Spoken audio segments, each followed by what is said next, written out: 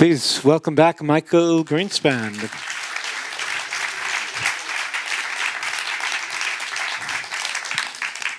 Wow, what an adventure, huh? This is Indeed. an amazing, amazing documentary film that really, I mean, it's so rare to find a film that like raises a mystery in such a good way and then manages to solve that mystery.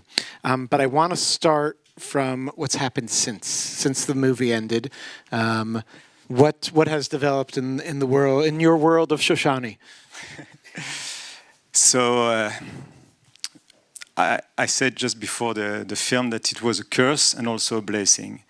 It was 10 years of work, and you can imagine in a personal level how difficult it was, to make it. And I thought the film would be interesting only for the, 1% intellectual, those who read Levinas or, who study Kabbalah and so on. And the big and nice surprise that it was a huge success, even for secular Jews, even for atheists, and even for children, and even for, Haredim. I said that Shoshani should run for presidency or something. It was so popular in Israel, it became really a cult movie almost immediately. 2 days ago, it was again on TV on Cannes 11. And I received thousands of emails. People came to the cinema again and again. It's the first time of my life I see something like people seeing a movie again and again and again, and they want to, I don't know, there is something magical or mystical, I don't know. I really don't know how to explain. It's a fabulous film. It's well told, and you found an amazing, enigmatic character. What is your, you've taken it all in. What is your diagnosis? How do you understand what this? You remember Elie Wiesel, when I asked him, he said, you came for Shoshani because you don't know. I said, no. He said, nor do I. Even Elie Wiesel said, and he was with him a few years, and he knew him personally. And I said the same. I mean, everyone see Shoshani in a different angle. Some see the philosopher, some see the religious or the crazy man. The couple, Professor Rosenberg, professor of philosophy, and his wife, she's professor of psychology. They argued for 50 years about Shoshani because she tried to understand him from a psychological point of view and him only from the philosophical point of view. And my little point of view is that the real Shoshani is the writings. And I spent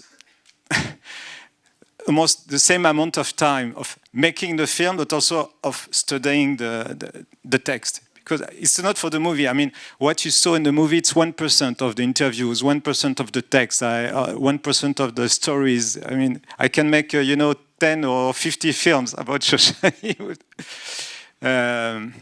So I'm still studying Shoshani. Even and now it's at the National Library, so there are articles about him. There will be a doctorate thesis published soon about him. And I keep receiving emails, calls, I give lectures. So really I can say it's part of my life now, the story of Shoshani. You can have a whole show where you get dressed up as him and tour the world, telling the story of Shoshani. I'm sure he would appreciate that, actually. But is there? So you mentioned that of course, and it says it at the end of the film that that his writings are with the National Library. Are they publishing this? Is this something that people can study now? Yes, I mean you can see it as I mentioned in the film. It's impossible to just read it. You have to study it. I mean, because sometimes he put, like, say, 2 words. And it's 2 ideas in 2 words, and you have to understand what he means by that. And so I hope there will be popular books also to help us to understand. But more and more people are studying, even Kabbalist people, because there is a lot of Kabbalah in it, and in the academy and And it's important to say that Shoshani is, first of all, a myth, as Professor Rosenberg said. I like the myth. I think it's important to tell the story of this man who knows everything. He was everywhere and he changed people and so on. Okay, there is a myth and there is the writings. And the two are important because, you know,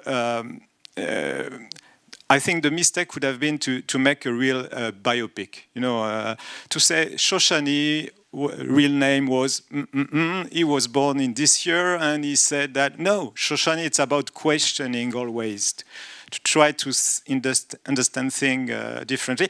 And I used to say in Israel, you know, when there were a lot of screenings, that Shoshani could have saved us in Israel from the war. Why? Because he tried to shake up certainties, as Elvisa said, and why we failed on October is because of the concept here. The concept. I mean, the conception, the military. How do you say the Matkal, and how do you say the head of the army and leadership in the military? Yeah, they were sure the Hamas won't attack and so on. And Shoshani, there was a unit, a special unit called Ipra Mistabra in Arabic. It means the opposite is what is a truth. Yeah, I mean, sometimes all seems to be in a way, and Shoshani was here to remind us to always think the other way, to always, like in Talmud, like when you study seriously, you have always to ask all the questions from all the point of view. So if Shoshani would have been in the army, maybe this tragedy will never happen. That's it. For sure. I want to ask just two more questions about the film, and then we'll take questions from the audience. The animation, the movie's really put together beautifully too, visually. Tell us a little bit about the animation process and how you chose to tell it in that way. Yeah, the animator's name is David Valls. He's a young animator and talented, and it was a long process even for the animation. But first of all, it cost money, you know, it's a team also with David. And even to raise the money, it was a challenge with Shoshani. Think about the discussion I had with the professionals on TV, and you know, the movie was blocked between two TV in Israel. They fought. For 3 years. They fought about the rights to the movie. It was Channel 2 and Channel in Cannes 11. And so Cannes 11 won. Cannes 11 won. Yeah. And think about it. People ask me, "What is the movie about?" So I say it's about an unknown person. Okay, he's not fair. Okay, what did he say? We don't know. We don't know. And what's the story? The story is about that, exactly, that we don't know. And sounds like a Seinfeld pitch. Yes, yeah. And so, and people told me, and you think people will be interested in someone we don't know what he did, what he made? I say, I think so, but... so it was a challenge, and sometimes we had to stop the process of working or making the animation, and then when we get money, we came back again. I tell you, 10 years of nightmare, but also I had the privilege to meet all those wonderful people. I mean, there's this professor. You know, in the movie, almost everybody passed away. I thought also I'm going to pass away before. I thought maybe in 50 years the movie will be finished, you know. But yeah. So are you working on anything new? Have you moved on in any way? Difficult, as I told you, because I keep receiving phone calls, and difficult to move on. And I prefer now. I understood also for 10 years, a lot of people, you know, laugh at me. Are you still working on your man? What's his name again? Yeah, the homeless. Are you still working? For 10 years, I had to, you know, enjoy the laugh and. Of my friends, and yeah, so I prefer not to tell now, you know, my new project. The most important thing that I want to say is you are all have received this amazing gift, and are you know, we're smart enough to come here tonight, despite this pitch that, you know, a movie about somebody that you've probably not ever heard of, but not enough people can get access to this film here in America, and I hope more people start showing this film. It is showing in Westchester on Tuesday at 2 p.m., if I have anything right in my brain these days. So JCC Midwestchester is the next chance for people to see it. Tell people to go. Tell all your friends in Scarsdale, like, see it, and we'll talk afterwards. That's something also, good. In Israel, it was such a success that I don't understand why it's so difficult abroad for now. Maybe because you talk about it, the boycott of Israeli films. That's sad.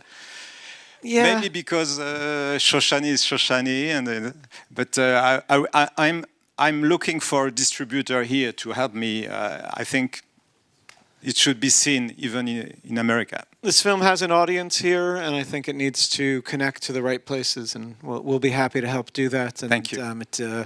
It needs your help too, so spread the word about it.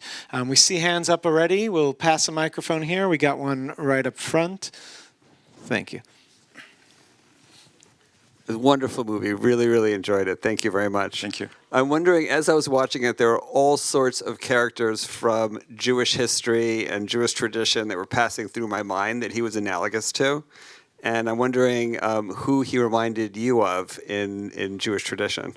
Of course, in Jewish traditions, so Elie Wiesel said that he was one of the Lamed Vav Tzadikim, 36 they are usually anonymous, unknown, and thanks to these people, the world exists.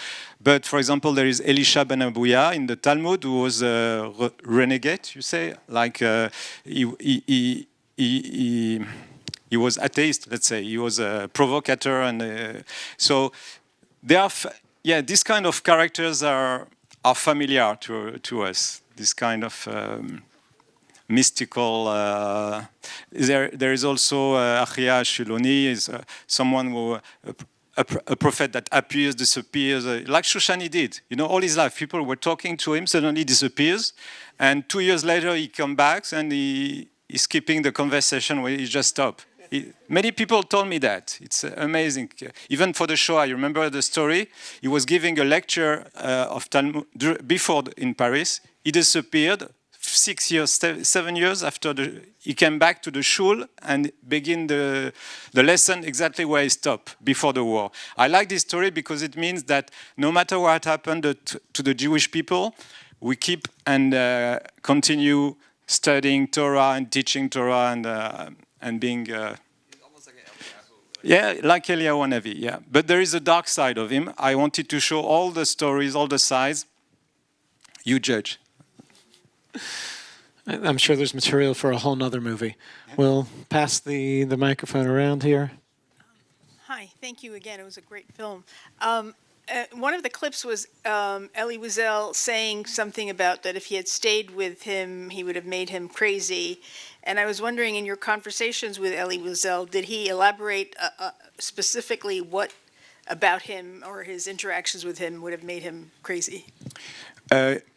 Yes, Elie Wiesel said it many times that that is his way of educating people. First, to break the ego. Not everybody can do this, when you're good at it's. I guess in education, some people say it's bad to break the ego of it, but that was his way. He first wanted to prove anyone that they don't know anything. That was his so sometimes it was humiliating people. And Elie Wiesel told me that's something he didn't really like in Shoshani. Because sometimes he say you're just a stupid, you don't know any. He was really, how to say, tough and not very nice. But that was his way. We have a question here. Yeah. Tell me how the computer was able to decipher what he did. Yeah. So in the movie, I couldn't elaborate why computers help. First, the database. I don't know anybody like Shoshani who knows everything by heart. So when you see 2, 3 words or sometimes 3 letters, you have to know what verses is it. So in the computer, you just write it, you find it, and you see exactly the context and first of all database, and then there are also specific nowadays. you can find the books, the explanations, and then the laws, like the signs, like I'm showing in the movie. The 3 dots, it's a mathematical sign. It exists in mathematics. But there are other signs that are very specific to Shoshani. And then when you put it in the computer, it's a gain of time and of energy. But that's not the end. I mean, it's just, as usually, it's a tool. But then you need also people to explain the context, what it means, and a whole Talmud just Yes. on his interpretation of the Talmud. And AI, I'm sorry to mention the... you know, it's interesting because when I worked all these years, there were no ChatGPT and so on. It's just new. And I didn't try and know that some scholars are working with AI on Shoshani. So we'll see the next years. There will be new publications, yeah.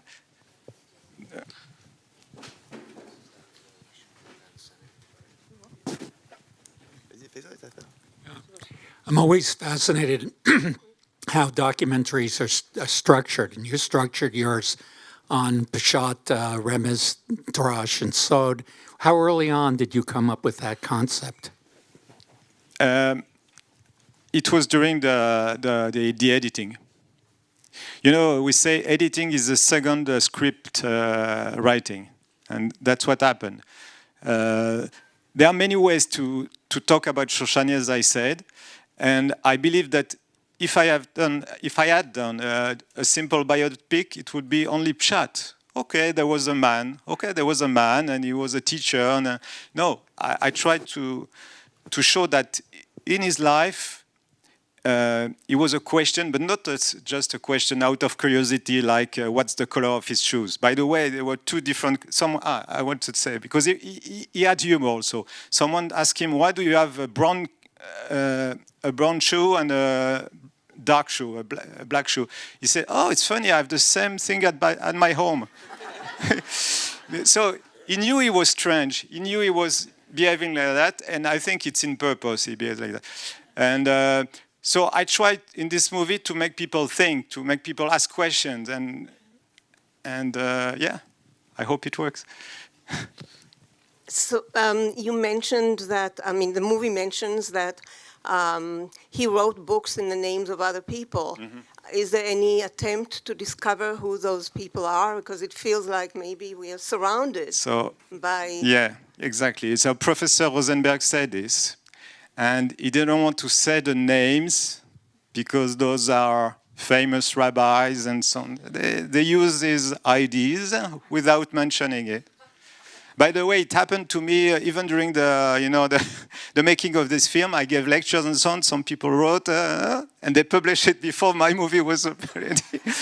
So it happens all the time, but who cares? You know, they took his ideas so well. Now he didn't want credit, Shoshani. Yeah? I don't know. Did we have a question up here? Hi, great movie. Okay. How did you find out about him? I heard about him when I was a young man in France. Now I live in Israel. By the way, 30 years I'm Israeli, but I was born in France, and I just heard about him. But what convinced me to make a movie about, I will tell you, it's when I met someone in kibbutz, Sde Eliyahu, a man named Abraham Oren, Zichrono Livracha, and he talked to me like a little kid. You know, he said, "Once in my life, I met someone special, someone who knew everything, someone like others, like you." And so I just knew that there was a man like Shoshani, and say, even if we don't know anything about this guy, there is no document, nothing. Only on the impact he had on his it was a movie. The impact is so. How many people could you say in your life? You said there is the humankind and this guy. You know, is different from. That's what all these people said. Unique. It's amazing that you found out the whole, like, where was he born, his wife, his family. So it's very interesting. This I let it open. If you. if you notice in the movie, I gave many options. A lot of people are convinced he was Ashkenazi. I'm showing some official document that he was Sephardic. I think he didn't care about it. And the conclusion... Till Passover comes along, and then it really matters. Yeah. But I wrote, for example, this is more interesting. In his writings, he wrote the Ashkenazi get crazy or something like that. My hope is with the Sephardi people, but he means from the religious point of view, you know, the rabbis and so on. So my conclusion is that his real identity is not really important. That's the conclusion of the film. Yeah. We're going to take 2 more questions, if that's okay. I saw a lot of hands up. We had one I here. have one right there. Thank you. Yes, thank you for making the film. I had 2 questions. Why did he stop at 30 languages? And secondly, I know he liked girls, but I'm wondering about animals. Do you have any stories about him petting a dog or a cat or visiting a zoo?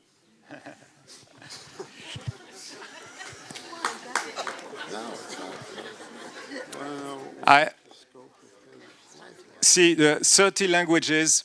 I don't know why. We say that there are people who know even more. They are, you know, genius they know 50 or 70 languages. He knew also mathematics and many other fields.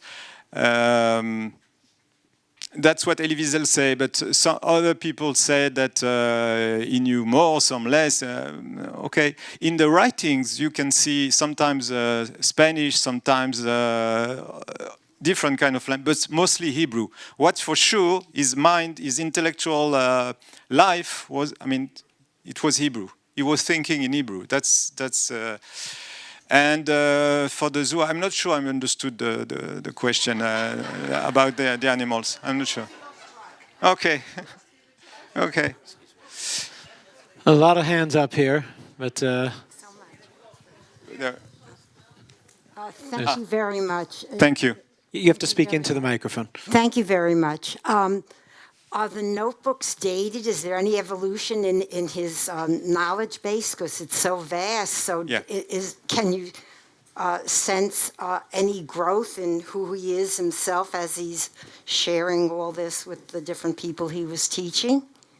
Yeah, there is if you saw, there are different writings even. Usually we write in the same way. No, he was writing sometimes in Rashi style. You know, sometimes it's small, sometimes big, sometimes, and there are not books about science, not books about philosophy, only philosophy, history, a lot, of course, about Talmud, and but what I prefer, I tell you, it's when he's mixing things like science and philosophy and Torah, and that's what I prefer, because that's really original. That's again, I did my best, you know. I met so many scholars, you know, and they were all busy, you know, with publishing books and so on. And I say, no, help me with our... And sometimes we can spend 6 months on one page, and at the end we say, okay, we don't understand what you mean, okay? And sometimes we understand a little bit, and then we are happy, and yeah. And that's, by the way, one of the beautiful things about this film is that you spoke to so many amazing scholars who are usually not on the film side. They're in front of classes, in front of books. And to be able to capture some of these people, it's just really a treasure. Elie Wiesel and Rabbi Steinsaltz, Zichrono Livracha, and Professor Levinas. I couldn't meet him because he passed away in '95 before I began the filming. Thank you so much for sharing with us. Thank you, for being Isaac. here. I know there's a lot more to discuss here.